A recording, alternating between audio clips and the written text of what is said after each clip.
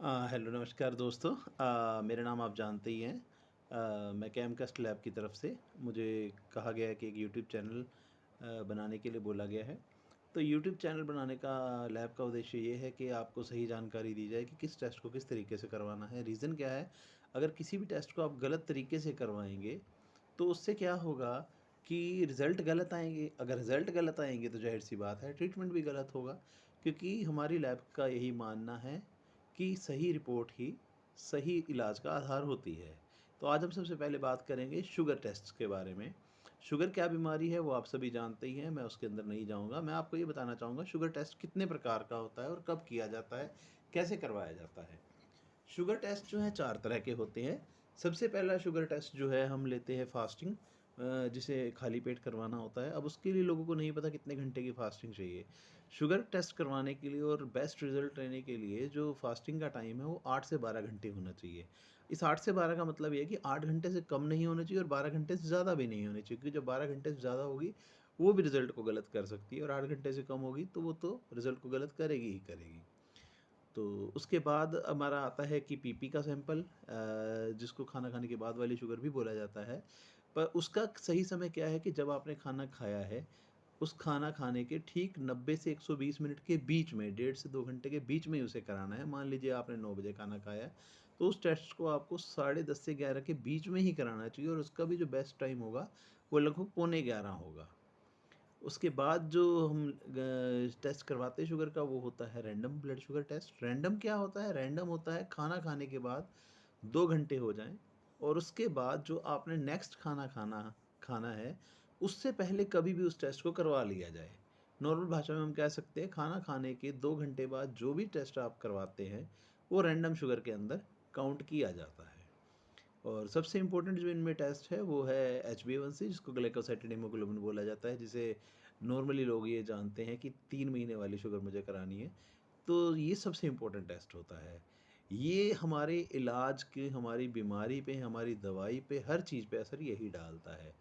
तो हमें HbA1c test करवाना चाहिए। अगर मान लीजिए कोई है जिसे ये देखना है कि मुझे शुगर है या नहीं, वो क्या करते हैं, फास्टिंग टेस्ट करवाते हैं, रैंडम कराते हैं, पीपी करवाते हैं, जबकि वो करवाने से उनको कभी पता नहीं लग पाएगा कि वो शुगर के शिकार हुए हैं या नहीं हुए हैं, शुगर उनको हुई है या नहीं हुई है। तो उसके लिए जो सबसे बेस्ट टेस्ट है वो HbA1c है। HbA1c क्यों करवाना चाहिए और उसकी रेंज कैसे देखी जाती है?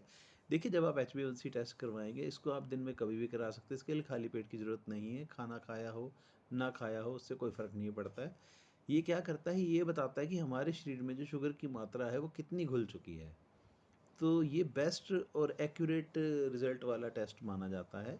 अगर मान लीजिए आप उस टेस्ट को करवाते हैं और आपकी वैल्यू हमारी लैब के हिसाब से 6 से कम आती है, लेस देन 6 आए, कितनी भी 4.9 आए, 5.9 आए, कुछ भी आए, अगर 6 से कम है तो आप एकदम हेल्दी हैं इन शुगर मैटर, मतलब आपको शुगर नहीं है। अगर आपकी वैल्यू आती है 6 से 7 के बीच में, ये इसका बेस्ट पार्ट रहता है कि 6 से 7 वाला जो सिचुएशन होता है, ये होता है प्री डायबिटिक का। प्री डायबिटिक का मतलब कि आप अभी अपने आप को शुगर होने से बचा सकते हैं, उसके लिए सिर्फ़ आपको परहेज़ करना है, कोई दवाई नहीं लेनी है।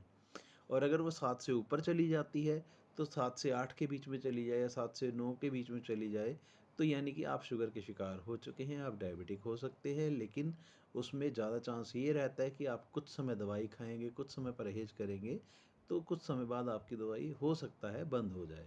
लेकिन अगर वैल्यू आपकी 10 से ऊपर चली गई, 11 से ऊपर चली गई, 10 से ऊपर कहीं भी चली जाए, तो फिर आप डायबिटिक हो गए हैं, फिर आपका जो है इलाज लंबे समय तक चलेगा और आप लंबे समय तक, मतलब दवाई आपको खानी पड़ेगी। उसके बाद आपका ट्रीटमेंट चल रहा है, हो सकता है लाइफ लॉन्ग भी खानी पड़ जाए दवाई, हो सकता है छोड़ी भी जाए। तो इमीडिएट इफ़ेक्ट के लिए जो शुगर में जो मेडिसिन कही जाती है वो एलोपैथी मेडिसिन ही कही जाती है। तो अगर मान लीजिए आपकी जो वैल्यू है 8 से कम आ रही है, तो उस केस में आप आयुर्वेदिक मेडिसिन लें या होम्योपैथिक लें या कोई भी लें, तो वो मतलब आप देख सकते हैं कि आप पे असर कर रही है या नहीं कर रही है।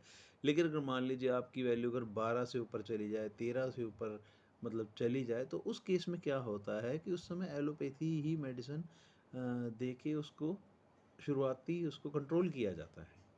थोड़ा डाउन आने के बाद फिर आप उसको दूसरी मेडिसिन की तरफ लेके जा सकते हैं। तो नेक्स्ट टाइम आपको कभी भी शुगर से रिलेटेड, शुगर ब्लड टेस्ट के बारे में कोई जानकारी चाहिए हो, कुछ भी चाहिए हो, तो आप मेरे को कमेंट बॉक्स में आप बता सकते हैं। आप मेरे इस चैनल को लाइक करें, सब्सक्राइब करें, जिससे कि ये चैनल ज़्यादा से ज़्यादा लोगों तक पहुंच सके। बस यही आपको कहना चाहूँगा। और आगे मैं हर जो भी टेस्ट होता है उसके ऊपर अपनी लैब की तरफ से मैं अपना वीडियो बनाऊँगा। तो मिलते हैं नेक्स्ट वीडियो में। ओके, बाय, धन्यवाद।